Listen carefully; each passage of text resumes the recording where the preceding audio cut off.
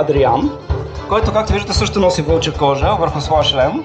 Също е покрит с ордени, доказващи така неговите героични деяния в миналото.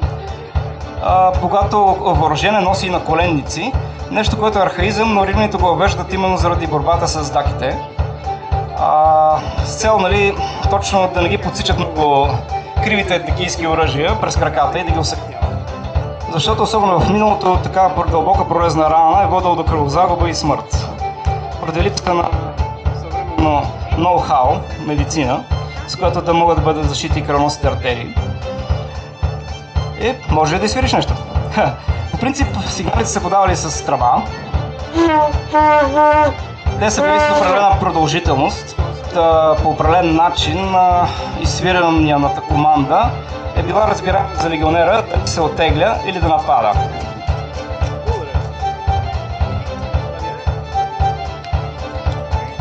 Така. А това е Даниел. Също дългогодишен участник в историческите реконструкции и съосновател на нашето сдружение. Както виждате, той има малко по-видоизменени коленци. Покажи ги, да. Така. Те не са... Те покриват колената. Те покриват само долната част на прасеца.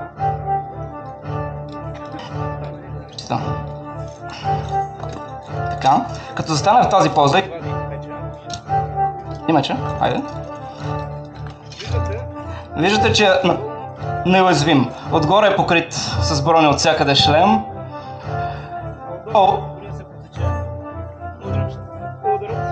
Ударът ще отиде на коленката, която пази. Добре. Днеска хедсетове да правят чудеса. Но виждате, че е абсолютно една бронирана машина за убиване. Това е малко по-леко въоръжен войник, който е опцията на сдружението, т.е. този, който помага на Центуриона. Всъщност, нали, все пак трудно се командат 80 човека, дори при дисциплинирана армия, които като цяло знаят какво да правят. Затова Центурионът има обикновено свой помощник, наречен опцио.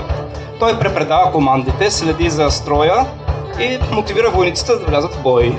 По-богато украсена неговата екипировка, на шлемовете има много съответно бронзови апликации, които всеки войник по свое усмотрение слага, нали, върху шлема си, стига да може да си го позволи. В римската армия има сериозна иерархия